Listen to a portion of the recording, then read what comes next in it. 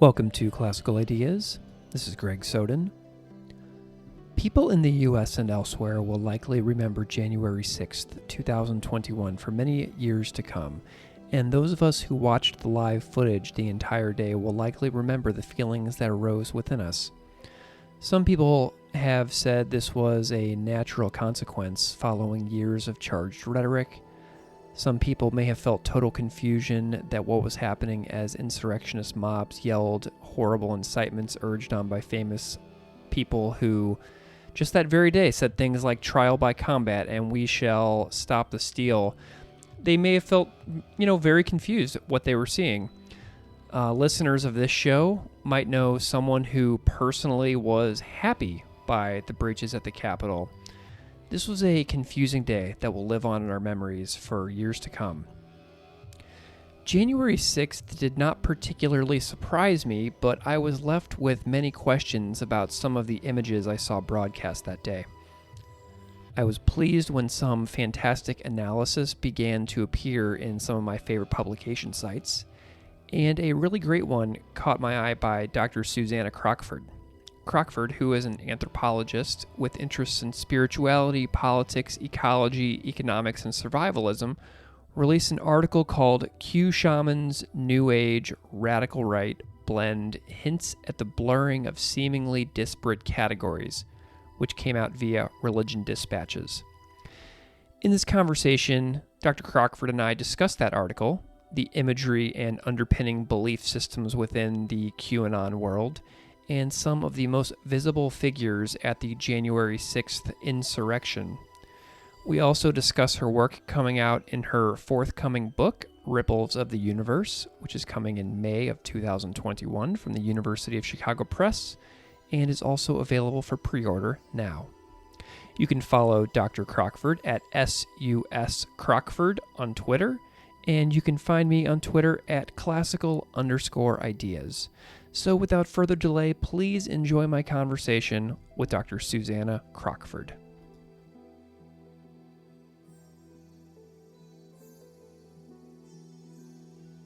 Dr. Susanna Crockford, welcome to Classical Ideas. Hello. It is wonderful to have you here. Can you spend a moment and introduce yourself to the audience however you see fit?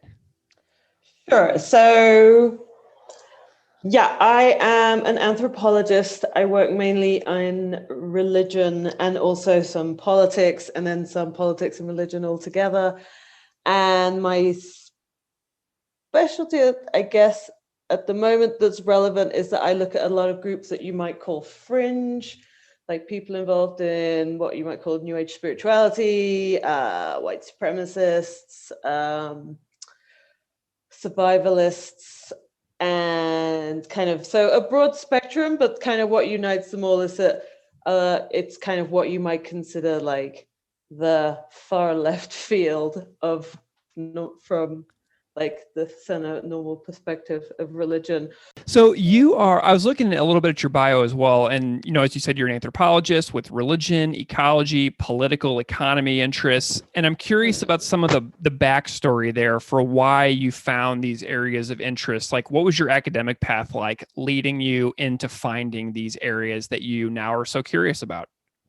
Yeah, so it probably started when I was working in a library and I decided I want to go study things like magic and mesmerism and occultism from like a historical perspective. And I discovered this program in Amsterdam called, it's like the history of Western Esotericism, and it's a master's program. And there was like only two of this particular program, the subject, Western Esotericism in the whole world. And that was Amsterdam and Exeter. And I'm from the UK, so I didn't really want to go to Exeter. I'd much rather go to Amsterdam. That sounded like more fun. So I went there and I studied there for 2 years, and I studied shamanism, what you might call contemporary Western shamanism, which we'll talk more about in a moment. And I studied mesmerism, the history of mesmerism in Britain and France. And so I was kind of like almost becoming a historian at that point, but my background as an undergrad was in anthropology. So then when I went to do my PhD, I was like, let's try and smush them together somehow.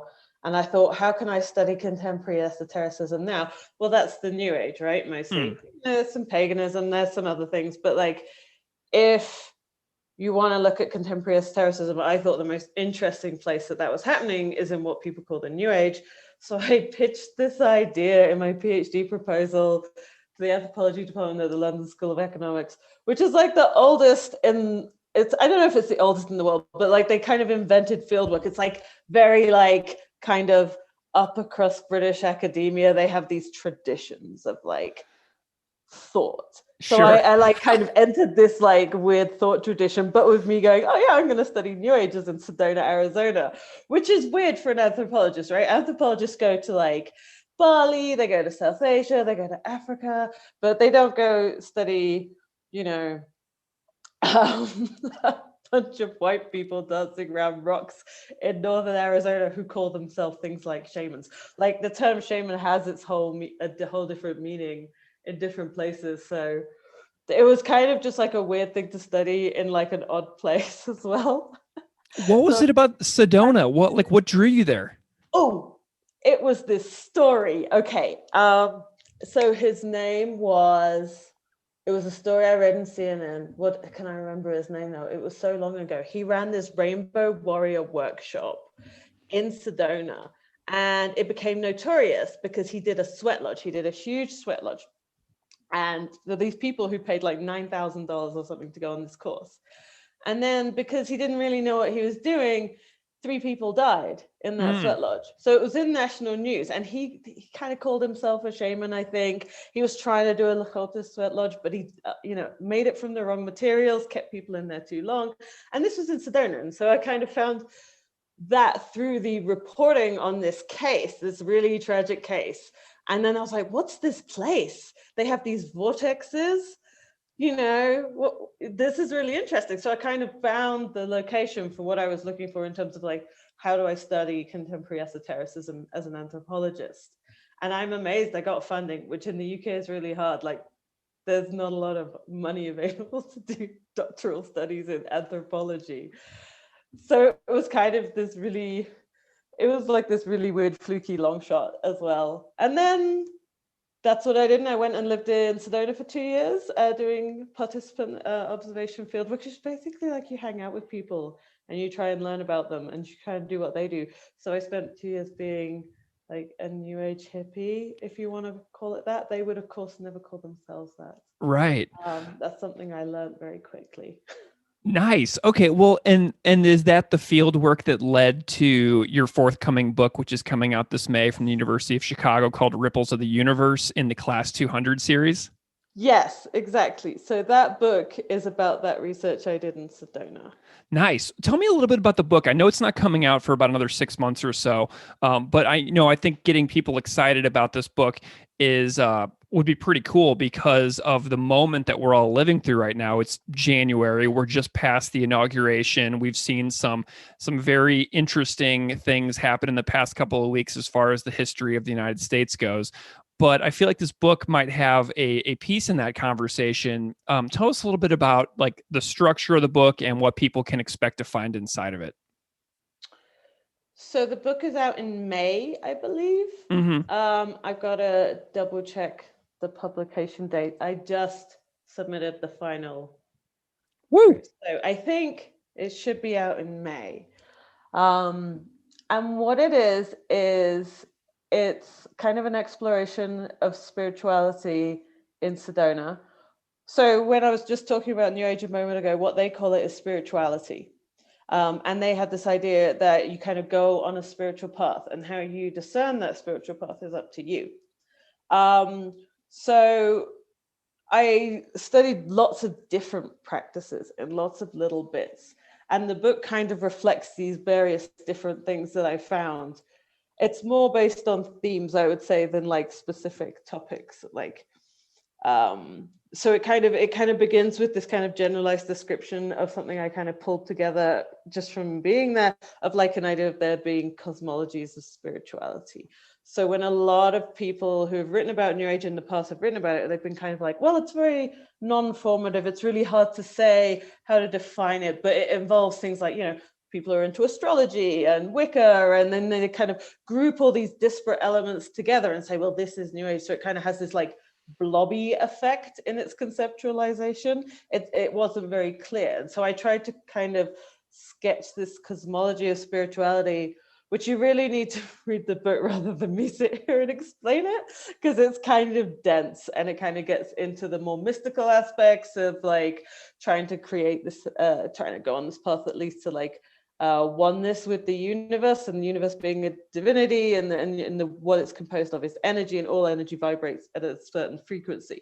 And then kind of once you've got this like vague, very basic structure of the cosmologies, I kind of talk about these different aspects of spirituality in Sedona. So there's one chapter that's all about people who think they're aliens. They call them star seeds. There's another chapter all about food and diet. There's a chapter about conspiracy theories. And it's probably that last one that is most, gives the most insight, I guess I would say, into what we're going through now, because that chapter is called What is Wrong with America? And it's about the counter narrative of conspiracy theories. And this is something that totally surprised me. Like there's subjects in the book, like the first chapter is basically about nature and the vortexes. And I knew I would find it in Sedona, right? From the things I'd read about it in the past, from the idea I had about New Age spirituality, from the existing literature, I was like, nature's a big deal. The vortexes are these special energy, and it's all about the rocks, right? That the rocks emit this energy, right? It's like, so it comes behind this kind of like spiraling zone of energy, and that's why they think it's special and sacred, right? And that's why all these various different things are said to happen there, and why different people are drawn there, and they go there specifically to follow this path. It's kind of, they talk about the energy calling them there. So that was all very expected. But then one thing that really wasn't expected was then when they started talking about things like chemtrails, and they would just say things like, "Oh, I think they've been spraying a lot today," and I'd be like, "What? What is that like?" Like it's just a normal comment about the weather. And chemtrails is this idea that when you see the airplane contrails in the air, that those contain what they call heavy metals. But the examples of this is things like aluminum and barium, and so they say that they're sprayed by airplanes into the atmosphere on purpose, for mind control or weather control. And I thought, well, this is very strange. And it was not what I expected at all. And the more I kind of thought about it and the more I learned about it, the more I kind of created this idea of it being a counter narrative, that just like whatever is put out there by what they consider the mainstream, they oppose it. So it's not surprising that now, if you kind of, that was like what, 2012 to 2014, I was there, you kind of jump forward to now, 2020, 2021, and the people in Sedona that I knew then are the people now who are saying that, you know, COVID is a hoax, and they kind of are denying the existence or the severity. There's different types of denial, but so that it's kind of continued and it's extrapolated and it's grown. So that what I described in the book, I feel like I'm describing something in its kind of nascent form. And now what we're living through now is like kind of the monster when it's born, you know, it's burst out of the chest. Yeah. Well, and all of those things that you just said, I feel really capture the events of something that's become really well known in the last couple of weeks. That's the events at the U.S. Capitol. And the way I found your work is because you have a recent article out that caught my eye about the storming of the Capitol by the MAGA fringe, by white supremacy extremists, by fascists, by QAnon conspiracy theorists, and more. And in there, you wrote an article called Q Shaman's New Age Radical Right Blends Hints at the Blurring of Seemingly Disparate Categories, which there's a lot there in that title alone. But I think that now everybody has quite a clear understanding of who this Q Shaman person is. But before we get into the article and the events of January 6th, I'm curious, you know, how your attention on these groups has developed in the last 5 years or so, because you said that you were in Arizona in 2012 to 2014, but 2015, we have the emergence of the candidacy and then the presidency of Donald Trump, which has, you know, pushed things in new directions, if you will.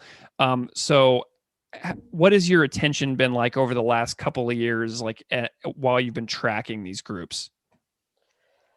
Yeah, so I left Arizona in 2014 for the end of my first period of field work. I was back for 6 months in 2015, and in 2017, I was not in the US much at all. And then I was back in 2018 for 2 months. So I kind of been back and forth in it for periods of time over the intervening years. And so I've kind of had this, I think there's something a lot more jarring about change when it's somewhere you're coming back and forth to. Like if you see something all the time, you may not notice it happening, but it was really stark to me coming back in like 2016, and especially when I came back in 2018, just how much more these kind of the symbols and the like effects of Donald Trump in the landscape were, like, people with like bumper stickers on their car with like government sponsored right-wing extremists. And I think because I come to Arizona, that you see kind of, you see a lot of the pro-Trump side that, and for example, I've also like been to Oregon and Missouri and Louisiana on field work in that period as well. And in some of those places, this is kind of, you can see the difference in different places. I don't know. And in Arizona, it's very strong in rural Arizona. There's suddenly there's all these there's more Confederate flags, there's more Trump flags. It's kind of in your face in a way which, say, for example, when I'm in Oregon, I didn't feel that same way. Interesting. Well, and you mentioned Missouri. Yeah. Which is where I'm from. I'm originally from Missouri. Gosh. Yeah. Where are you from in Missouri? I'm originally from St. Louis, but I spent many years living in Columbia, right in the center of the state between Kansas City and St. Louis. Cool. Yeah. So I was in St. Louis, and then in like some of the kind of like the rural hinterland around there, like Fenton. Fenton is where I went to high school. Oh my God, really? That's so, what a small world. I can't believe we're discovering this. Yeah. I lived for 18 years in Fenton, Missouri. Wow. Yep. My mind is blown right here, right on the podcast. What did you find in Fenton? So Fenton was kind of interesting. I wasn't there very long. I was just doing interviews, so I wasn't doing this kind of long-term participant observation fieldwork that I do in Arizona, for example. I did like a kind of limited scope project where I did interviews in Arizona, but also in coastal Louisiana, and then in Missouri. And I wanted to go to Missouri because there was lots of flooding there, so that was a project I was doing where what I was focusing on was climate change, like kind of the language of religion and eschatology in climate change. So all this talk about apocalypse and end of the world. But also kind of when you look at other forms of language about kind of sin and redemption and how these kind of ideas are bound up in kind of our ideas of human nature, and why then we kind of make these assumptions about like, well, this was bound to happen, we need prosperity. It's like it becomes inevitable. And I kind of wanted to kind of tease out how the religious language was part of this kind of assumption of inevitability in the way we've treated our planet. So I went to Fenton, Missouri as part of this, which I can't believe it. Because I was looking for people who denied climate change, right? I was looking for climate change deniers. And I have some friends in St. Louis, and I gauged from the stories that they told me of like that rural hinterland around the city of St. Louis itself was a good place to find people who would not believe in climate change. And they were correct. They were correct. It was lots of farming communities, lots of very kind of like practical people, lots of very strongly Christian people, not necessarily all, like there was some like quite cynical attachments I found as well, but like also some very, very committed attachments to various strands of Christianity. So it was a fascinating place. Wow, amazing. I cannot believe that you've been to my hometown. Yeah, I talked to someone in a bar who I'm pretty sure had Aryan Brotherhood tattoos. Yeah, I'm not surprised. Yeah. Wow, interesting. Okay. Well, that was a nice little tangent where you discovered a place that I'm from. That's funny. Considering you're from, the other side of the world, and you wound up in my hometown researching climate change denial. That is hilarious. Yeah. Well, interesting. Okay, so let's get into a little bit of the article here about Q Shaman and the role that he played in this attempted of this insurrection that we all witnessed on live television a couple of weeks ago. But before we get into that, what is QAnon? How big is QAnon? How mainstream is this thing in our society? So QAnon is this kind of wide-ranging conspiracy theory that really draws together several kind of strands that were already existing, but kind of amalgamates them under the kind of, they're called drops. It's posts on an image board called 8kun that started off as 4chan, it became 8chan, now it's 8kun. And these drops are just like cryptic posts on this message board. I just want to say it's, 8kun is not regular internet use that anyone that's listening who isn't like a serious kind of committed to research with me, you shouldn't go to this message board. It's a terrible, terrible, terrible place on the internet where people say terrible things and post terrible images. So I want to give that warning. I'm not in any way saying anyone should go looking for these images at the source. But what it is that they drop these images, they drop these messages, on this image board. And they're from someone who just identifies themselves as Q, the letter Q. It's meant to stand for Q clearance, which is like the highest level of military intelligence clearance in the US military. There are rumors that Q is in, or was in, Trump's inner circle, or that he is Trump himself. On the fringes, you've got some people who will say that Q is an alien of some kind, like an Arcturian, and that's kind of where I first heard of Q about a year ago, and it was through someone that I'm connected to via Facebook who says that they're a starseed. So one of these people I mentioned who believe they're an alien. And I thought, well, that's weird. This is awfully right-wing. And that really led me down the rabbit hole about a year ago. So I've been tracking Q for, about a year now. I'm not as serious as some people are, researchers, in tracking Q. Like there's some guys out there who are really spending a lot of time reading these drops and reading all the interpretations of it and the reposts and everything. So you should really go to their work if you want to deep dive on Q itself.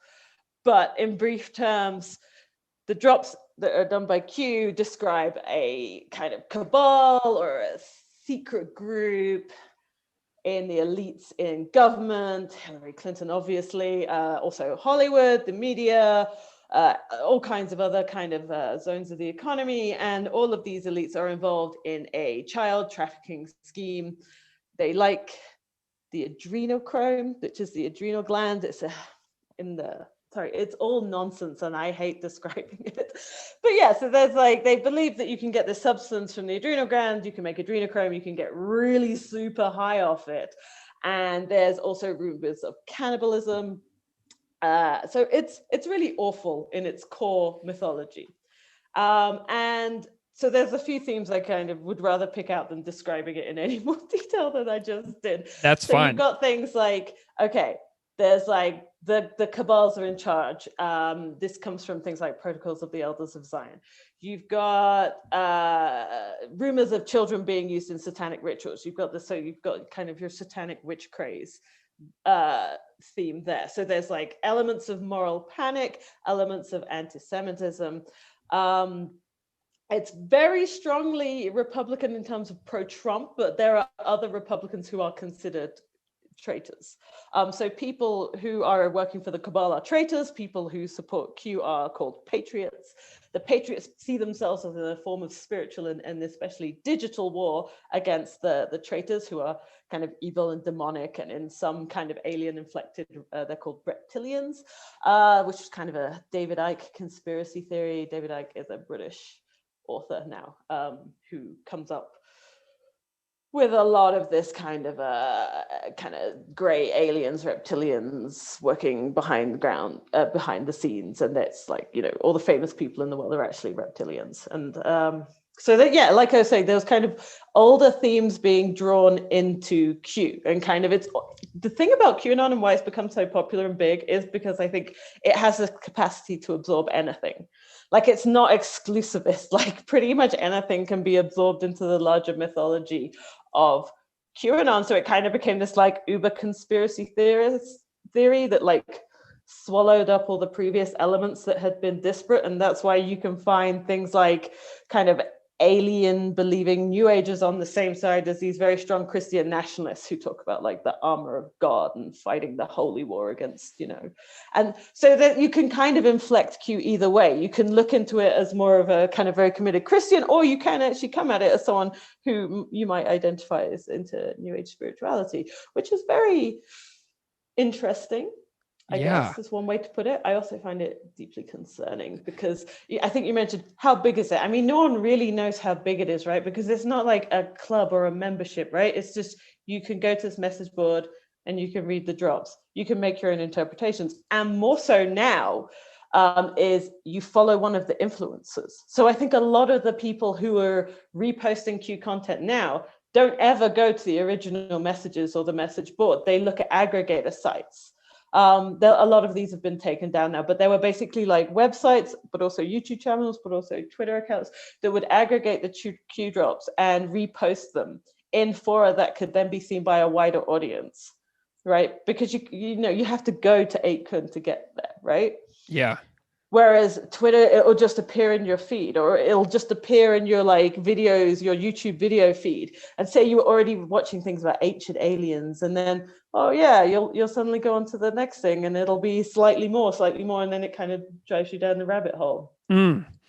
Well, Susanna, I'm so interested to hear about your day on January 6th because I know what my experience was. I was essentially glued to the screen watching things happen. I interviewed Megan Goodwin to have her on the podcast. And then the second we got off the phone, my phone starts blowing up saying there was a breach at the Capitol. And then that was essentially the rest of my day was just watching this footage. And I'm curious about your day. All these things that you've researched the last couple of years. When did you start noticing the signs? What were you seeing when you were watching the footage? Tell me about your experience of viewing January 6th at the U.S. Capitol. Oh, gosh. So I didn't notice until about halfway through the day because my son does online school. Mm-hmm. So, and he's 5 and he really can't do it on his own. So I was kind of doing mom stuff essentially until about midday, and then I looked at my phone, and like you were saying, it was like it was just suddenly, it's one of those events that occurred through several different social media like channels at the same time. Like I was getting messages from my family in England about it at the same time as I was looking at all these things on Facebook and Twitter about it. And then I was just like, I guess this is one of those days where I just have to watch CNN and look at the New York Times feed. I like to go to like the most direct news media source. Researching what I do, you can spend a lot of time in like alternate media ecosystems, and everything is distorted. And so often my social media feeds, especially my Facebook, is very much like I have to be like, I don't know where that's from. Mm-hmm. So sometimes when I start reading things about attacks, especially because a lot of the people I know from my work, from my research, do repost conspiracy theory content, I'm quite skeptical about anything I see on social media. But when there was enough signals in like my family in England who were just, regular people kind of, and I was like, okay, look, I'm just going to stare at the New York Times for hours and CNN. Mm-hmm. But at the same time, I'm kind of looking at all the ways it's being reposted and recreated in these other alternative kind of online circles that I know of. And it was really interesting to watch the different narratives emerge. And how quickly things like, Jake Angeli got called a crisis actor, which is what they always say. Whenever there's any kind of large scale attack, there's always crisis actors, there's always the false flag, what's the real motive? Some of them can be quite disheartening. Like I remember around Sandy Hook, the kind of Sandy Hook truther reposts, I actually had to kind of delete a couple of people because I was just like, you have to draw your lines and you have to kind of maintain your own mental wellness, especially when you're looking at this kind of content for your work. But yeah, so it was the same explanations. It was the same themes over and again. So just kind of watching it with everyone else, but I kind of turned off at one point because I had to record a lecture. So that was my day. Well, and then after in the aftermath, you wrote this article which came out in Religion Dispatches, and I want to talk about this a little bit because, Jake Angeli has been a really prominent figure in the news the last couple of weeks. And obviously he's locked up right now. But your article discusses arguably the most visible figure of the whole entire day, which is Jake Angeli, who has been known throughout the media for the last couple of weeks as the QAnon shaman. Stephen Colbert talked about him like he's been everywhere. And I have been perturbed and annoyed by the usage of shaman to describe Angeli. And, before we dive into what we know about his beliefs, the symbolism that he carries with him, and the tattoos on his body and things like that, can you just tell everybody kind of like what a shaman actually is? And maybe distinguish like, Western shaman from otherwise what would be commonly known as shamans as well?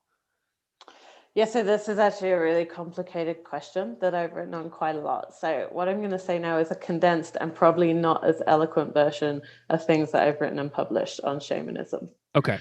So basically, most people, when they talk about shamans, they get a lot of it wrong. And I also feel like I'm going to then qualify what I mean by wrong, because it's one of those terms where you think you know what it means, but actually you probably don't. And then when you learn a bit more about what it means, you then suddenly realize actually you still don't know what it means. So I feel like the short answer to your like, can you tell us what a shaman is no. Okay.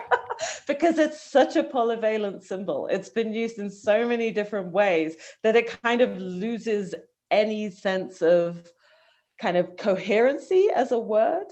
So if I go back etymologically, a shaman is specifically a kind of religious practitioner, if you will, in a broad sense, in Evenki, Siberian indigenous tribes. Okay. And it was, I think the word is, I probably can't pronounce it properly, but it's like shaman, right?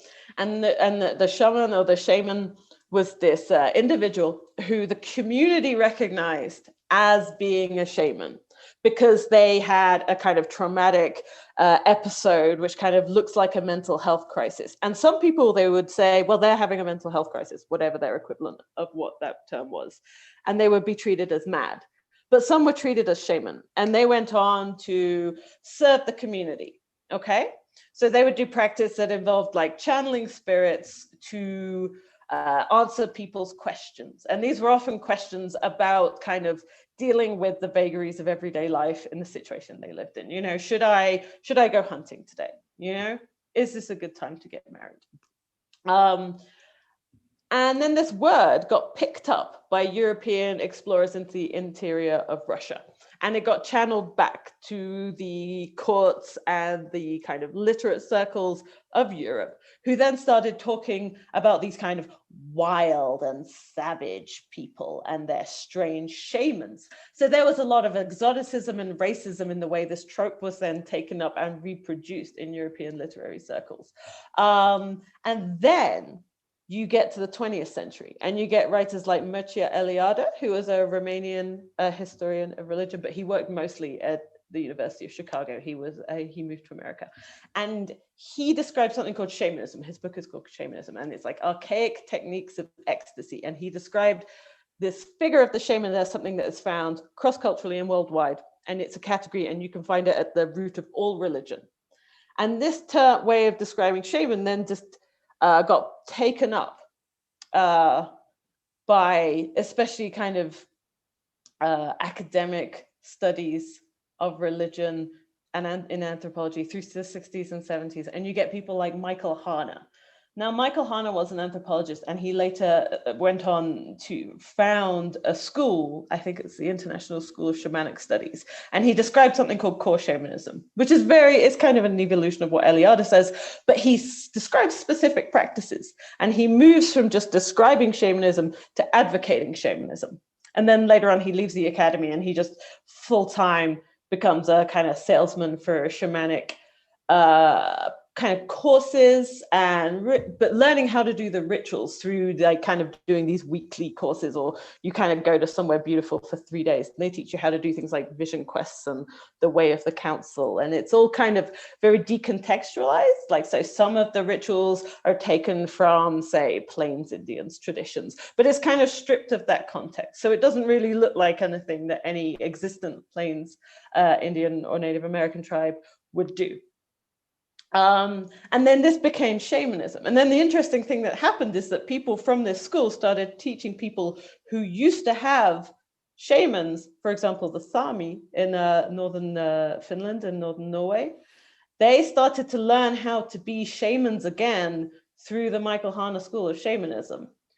So in some places, Michael Hanna shamanism, which you can also call core shamanism, is seen as quite problematic. Like, and I think in the US, there in certain indigenous peoples think he's very problematic. But then in other places, where for other indigenous peoples, his work and the work of the people who've gone through his schools and his courses has been seen as very positive and very beneficial. So it's not just one thing. And it's kind of very easy to sit back and then look at someone like Jacob Angeli and say, oh, well, he's not a shaman, right? Because he's this white guy from Phoenix, Arizona, wearing these like furry kind of horn ensemble that looks more like he got it from Party Town than it has anything to do with any existent indigenous tradition. And I would say definitively what he does has practically nothing to do with any living indigenous tradition. But does that mean he's not a shaman? Well, who is a shaman? Is it only people from the Evenki tribe of Siberia? But the word is now incredibly common. For example, Amerindian practices, they use the word shaman. And anthropologists of that area just unproblematically call them shamans, and it's not seen as an issue there. So it's incredibly complex. And I personally don't like to set myself up at the arbiter as to say, you are a shaman. Right. I don't think that's my job. Oh, of course not. All I can tell you is this is how this person describes what they do. And there are many people like Jake Angeli in places like Arizona, white people who are English speakers, who probably grew up in some form of Christianity, then have this, they call it an awakening experience often, but not necessarily, but they go into what they call a spiritual path, and then they call themselves a shaman. And they often things like shamanic journeying sessions, which is a Michael Hanna practice, and they do vision quests, and people have experiences doing those things. Yeah, something that was really fascinating to me about your article is that I didn't know anything about him, obviously, until he popped up on the news. But, I found in your article that he describes himself as a shaman. It's a self-identified term. But then your article went so deep into like New Age healing and some of his beliefs. And you linked to an interview that he gave about a year ago, and where he talks about many of the details of his own spiritual path, and it was not what I expected at all. So and then you mentioned how you can come at QAnon from multiple different angles, like from a Christian nationalist perspective or like a more New Age perspective, and Angeli's coming at it from the New Age perspective. How do you how does he describe what his spiritual path is that led him to becoming a Q follower? So it's quite interesting the way he describes his shamanic practice. He says he's been walking it for 20 years. Now he's about 30 years old. So that means he's been walking since he's about 10 or 11. And another thing he says is that it's something he realized later that he had been walking it for that long. And he describes having a difficult childhood. And then at the age of 11, smoking, I think it's probably marijuana, but doing drugs with his dad, which obviously is not great parenting. But what Angeli describes it as the start of his walking the shamanic path. Now, this is very common in the kind of awakening stories that I've heard from people, especially people who think that they are starseeds, so a starseed is someone who thinks they have an alien consciousness in their human body. And this is something that Jake Angeli also describes himself as well as being a shaman. And that starseeds will have this in common in their child. They will have some element of childhood trauma, and they will have some element of kind of often like some element of drug use.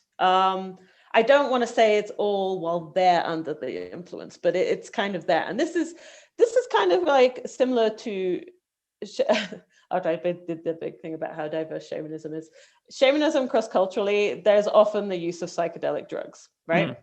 So then Angeli goes on to describe his spiritual path as being the kind of exploration of consciousness using psychedelic drugs, which is, this goes back to people like Terence McKenna in the 60s, with a whole range of psychedelic plants, some of the beat poets who are doing things like yahe. So this is really common in the kind of elements that people who are into neo-shamanism, that they draw from, you see, because they kind of draw symbols and practices from all different cultures around the world that they identify with. So a lot of people are like, how could, like, it's ridiculous. He's a shaman and a starseed and he's into Q. But actually, yes, he's a shaman and a starseed and he's into Q. These things actually all draw from the same currents in contemporary American religion. They're not mutually exclusive. Like the first person, I think, as I mentioned, that introduced me to Q via a Facebook post, also called himself a starseed and also channeled like other beings from, he described them as alien beings from other dimensions. So for me, Jake Angeli was kind of a representative of a type. And like, I think I mentioned it when we were just chatting at the outside, like not just a type in New Age spirituality, but a type in Arizona, which is this like loudly, publicly, aggressively religious man, they're always men, who's just like shouting at some kind of event where there's lots of people. And Jake Angeli is literally that guy. Like a lot of the footage is actually from the Arizona Republic, our local news source, of him at protests, just, with his bullhorn or with his super loud voice or with his drum. He drums and he chants, that's more of his shamanic practice. And he does this at protests. And then you saw him doing that at the Capitol. And as to why, like QAnon specifically, he was into that, I don't know if I've read that anywhere that he had a moment where he goes, and I came across QAnon on the internet and I, that's how I knew it was true. He more says, that he does his research online. And so, I can absolutely imagine someone kind of this, if it's not Jake Angeli, it's like the type of guy who kind of fits that pattern, where he kind of grows up, he's got this very troubled home life, he's doing all kinds of drugs.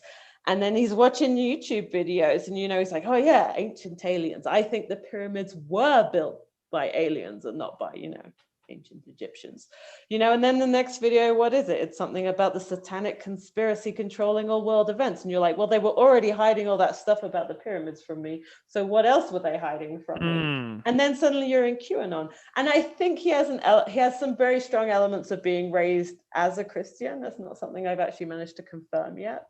But he likely, he references like that his faith in Jesus Christ commonly, for example. So, and these things that you can combine these, because in New Age spirituality, Jesus is like another kind of revered figure.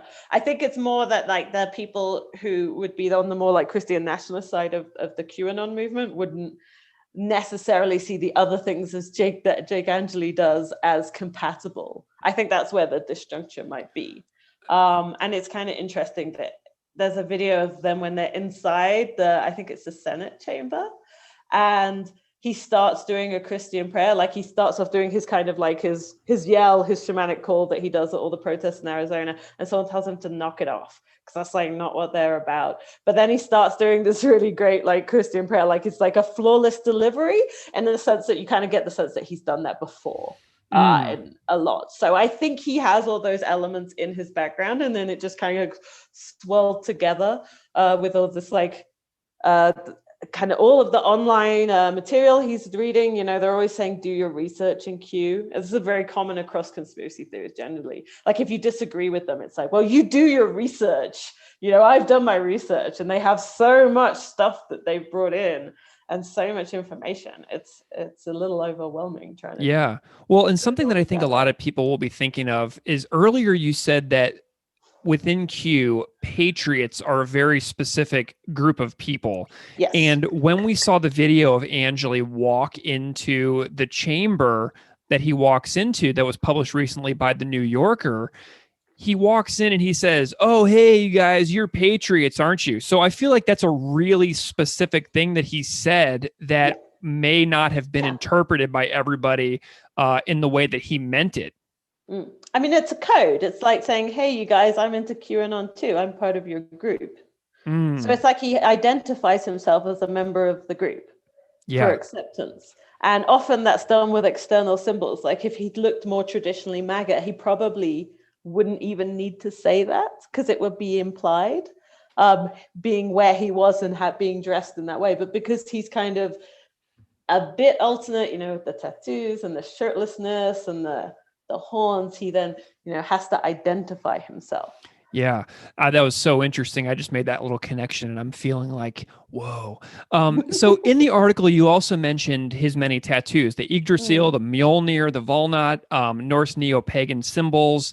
And, you know, I've had an Asatru high priest on this podcast before, and he and I discussed the co-opting of symbols by like white supremacist groups within Asatru and how challenging that's been for their practices. But I'm curious, what do you think people need to know about the tattoo symbolism found within Angeli and maybe other groups? Like, how important are tattoos here? So I feel like people focus a lot on the tattoos because they're so visually striking, but I also feel like overly focusing on the significance of his tattoo is possibly misdirection. Like I think maybe we've all thought about Jake Angeli's tattoos way more than he ever did. But I will say this. So yes, the tattoos, the Mjolnir, the Yggdrasil, and the Vatnut, they are tattoos that have associations with white supremacist groups. But just because you have those tattoos doesn't mean you're a racist. It doesn't necessarily mean you're not, though. So it's kind of like, do you see what I mean? Like there's Asatru groups which are explicitly anti-racist because of the association with Asatru groups who are white supremacist. So there's both, and you know, it's either or. I mean, Jake Angeli's also into Q. He also supports Trump. You know, all this circumstantial evidence together points towards a strong commitment to white supremacism, right? But you kind of have to give that disclaimer with some of the kind of Norse-inspired tattoos, and also just tattooing in general. Like it's not necessarily as much of a commitment to a specific tradition in a strong way. You know, there's no suggestion, I think, so far that Jake Angeli is an Odinist or he is in Asatru. Like I don't think there's any suggestions that he just wears the symbols. He has like this Greek symbol too on his shoulder. He has it looks like the wall. I hope it's the wall. Like he loves Trump so much. He tattooed the border wall on his arms. But again, like one thing I kind of got used to in Arizona with people's tattooing is it doesn't like I'm sorry, I was just saying, there's also like the symbol 1111. I once saw someone who literally had that symbol all over their arm. It was just 1111s. Like it's this repeated number. It's now been absorbed into QAnon, but the idea is if you see 1111 on displays, then it's kind of it's a sign that you're waking up, right? So there's this whole kind of imagery of most people, me and you, normies, right? We're asleep. We're the sheeple. And once you see the truth, you're awake, then you know, you kind of see all of these interconnected conspiracy theories as the truth, right? And so 1111 is meant to be like the symbol, and you start seeing it on clocks, and that's how one of the signs you should take that you're awakening and you're starting to see the truth of, you know, extraterrestrials and also Q. But do you see what I mean? So I feel like, yeah, he may have just come across these symbols. I think in the article, I even talk about like how he looks like a couple of video code characters as well. Because I feel like he's maybe like saw them and thought they were cool.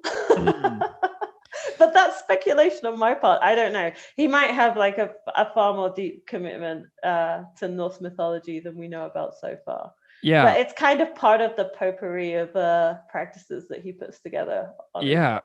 Well, and I also get the impression from your article that some of these people might see what we've just lived through as a religious war in some way. And you said the term digital soldier earlier, which to me is like people standing around with their necks craned down, staring at their phones while they're sitting on the toilet, most likely. But, you know, Can you tell me a little bit about any kind of spiritual calling they may think they have at this particular moment, and why they equate, being on their phones with being soldiers? Yes, so this is incredibly strong in QAnon and in Christian nationalism more widely, this idea that we are currently at war. It is a spiritual war, good versus evil. They're obviously the side of good in their own estimation, right? And that they are soldiers fighting this war. And you will see, like I saw this QAnon video, I wonder if I can send it to you. It probably got taken down. It was actually on Parler. But it got sent around like immediately after the Capitol siege. And it was kind of all this like, it was Trump speeches, but it was put together to sound dramatic and a bit like a sermon. And it had things like wearing the armor of God. Like this is an Ephesians reference. And this is incredibly common in Christian nationalism and it's kind of spiritual warfare talk in charismatics and stuff. That you wear your armor of God to go out and do battle against, the forces of darkness, which is, the liberals and the Democrats and Hillary Clinton and everyone else that's against them. So this language is incredibly strong. And in QAnon specifically, the Anons, right? So Q is the guy doing the drops. The Anons are all the other people on the message board because everyone comes up as anonymous and then a number. So that's why they're called the Anons and they put it together. It makes QAnon, right? Mm. And so the Anons are digital soldiers fighting the war of good versus evil, Trump, by the way, is on the side of good. He's like their messiah figure, leading them to victory against the deep state by tweeting a lot. So, this idea, this image you gave of like the digital soldier on the toilet on his phone, that's not so far from the truth. But it's also like, I guess you could kind of describe that as a stereotype we could apply to like the main body of Q followers, right? But there are also people who are maybe not so into Q, but they're in this whole kind of pro-Trump, spiritual war, Christian nationalist, larger field. And they're much more predisposed to actual in real life violence. So it's kind of easy on the one hand to say, ha ha ha, look at them and their digital soldiers retweeting to like fight the battle. But on the other hand, there is actual violence happening here. We saw it at the Capitol siege. We saw it with the threat on the governor of Michigan. So there are elements within this whole wider field. There's the militia. There's what they call the Boogaloo Boys now. Should I explain what that is? That's up to you. I'm even not sure. Oh, okay. So the Boogaloo Boys are people who basically met through shitposting on internet message boards about the next civil war. They think there's going to be another civil war, and they started calling it as a joke the Boogaloo after it's a movie, something to Electric Boogaloo. And then it just became like a meme, like, oh yeah, when the Boogaloo happens, it's like in Survivalists, they talk about when the shit hits the fan, but they just abbreviated to SHTF. So these kind of memes became equivalent, I think, in these kind of discourses online. And now people who call themselves the Boogaloo Boys have started coming to these Trump protests, these pro-Trump protests, these anti kind of election protests in Hawaiian shirts, carrying assault rifles to try and help create basically chaos, because it's like a form of nihilism. And this is where it starts to get a lot more serious.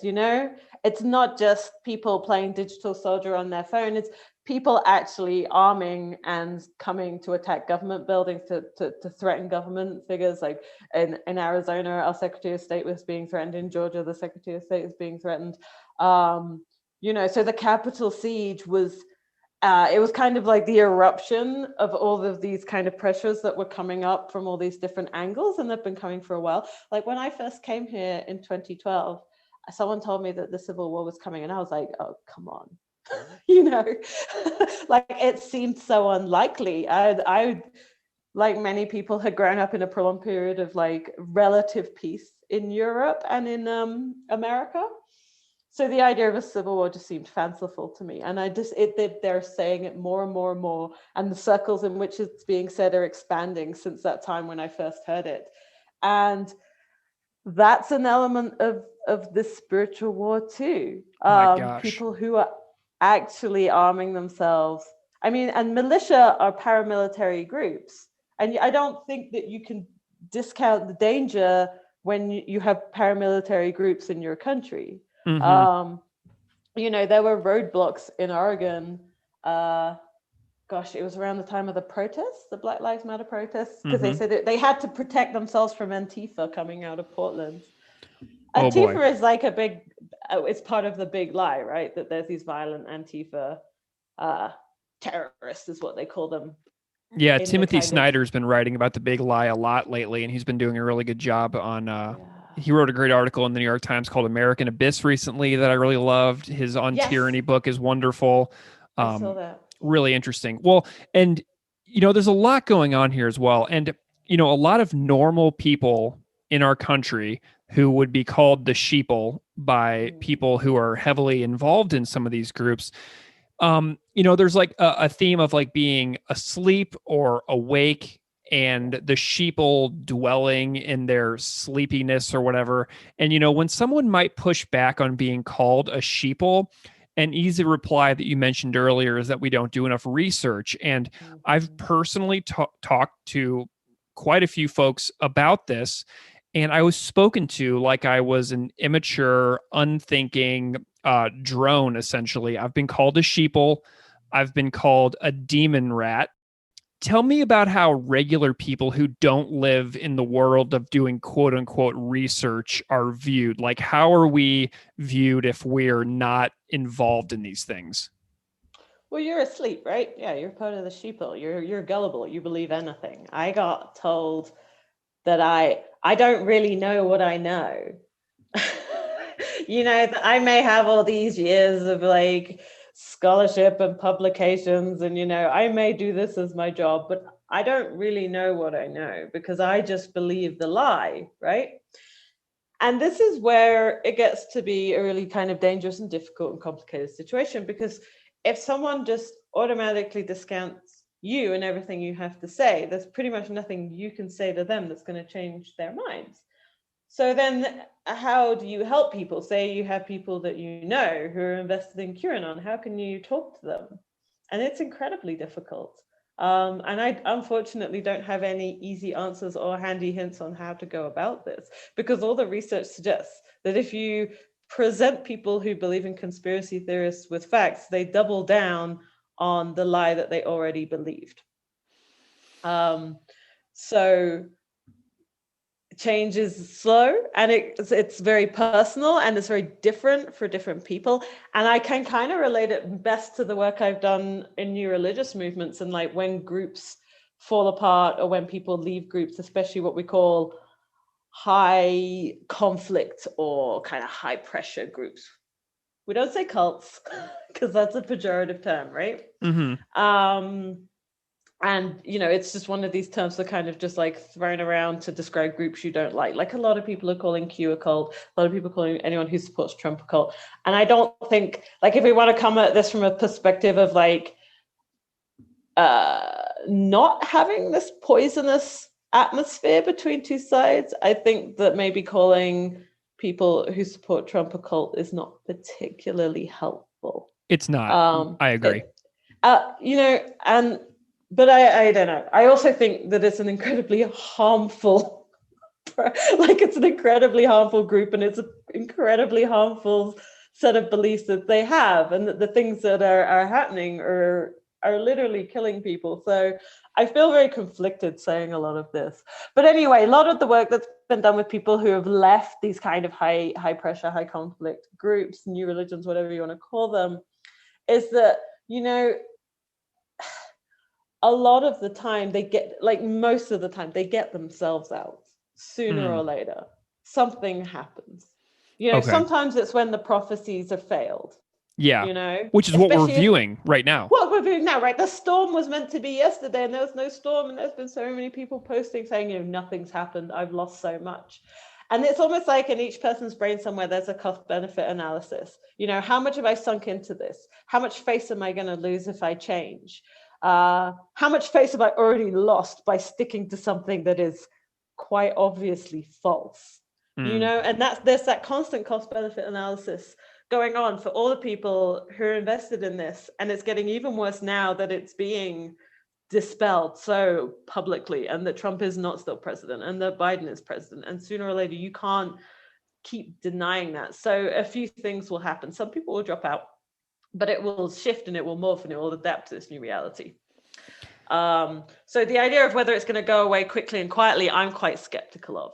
But I would say, if you do know someone who's involved in Q, the best thing to do is to just try and keep some form of contact with them, but you don't necessarily have to try and talk about Q all the time.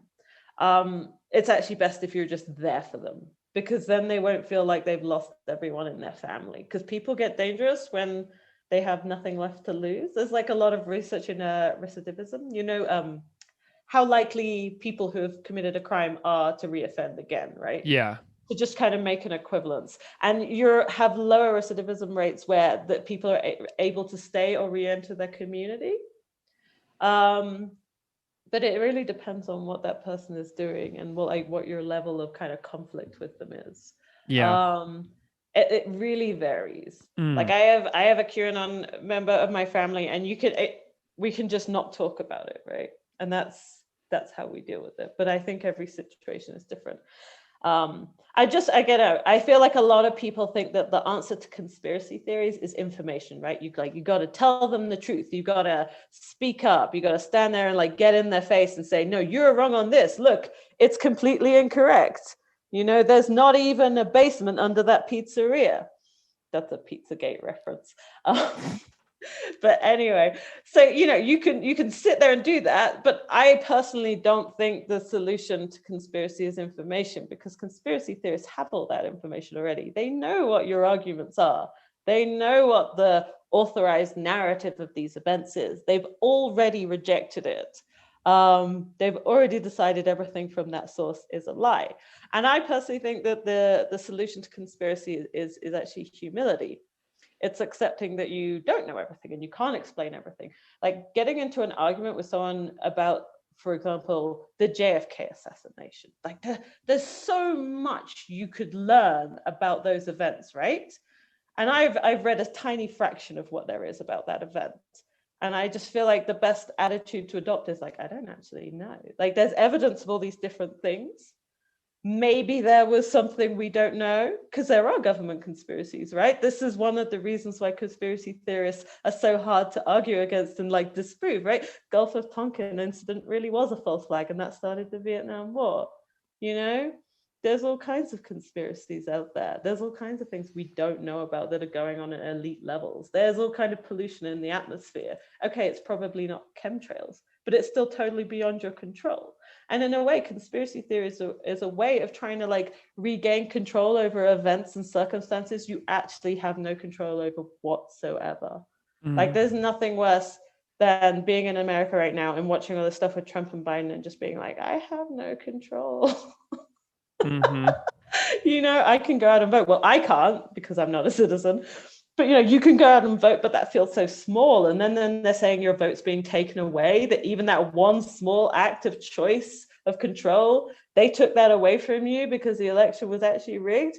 You'd be mad. It's scary. And there's so many things that are unfalsifiable. Do you know what I mean? Like you can say, well, show me your proof. And then they say, well, there's tons of proof. It's everywhere. And it's like, yes, but where? And then they say it's everywhere. So you're coming at it from such different sides that neither side can get to each other. And then really the only answer is to almost just change the subject. Ugh. Well, Dr. Susanna Crockford, we have been at this for an hour, and this has been an awesome conversation. I have learned so much, and I'm curious if you can tell me where people can find your work if they want to know more about what it is that you do, because I'd imagine that you ignited some curiosity. So you can go find my book that is currently available. I believe it's on Amazon. I know it's on Barnes & Noble because I was pleasantly surprised that Barnes & Noble still exists. And you can get it from the University of Chicago Press website. It's called Ripples of the Universe. You can also follow me on Twitter. It's Sus, S-U-S, Crockford. And there's a link to the book in there as well. And I mean, and if you're really into scholarship, then you can find my profile on things like Google Scholar and academia. But that's like the really boring stuff. I don't mean boring, sorry. But What about social media? Can people it's sort follow of you easily active. there? Yes, you can follow me on Twitter, super easy. I mean, you can follow me on Instagram, but that's just like pictures of like nice bits of landscape that I like. If you want to follow my work and you want to kind of find links to all the writing I do, you should follow me on Twitter. And that's at Susanna Crockford. Excellent. Well, thank you so much for coming on Classical Ideas. This has been a real thrill. Thank you.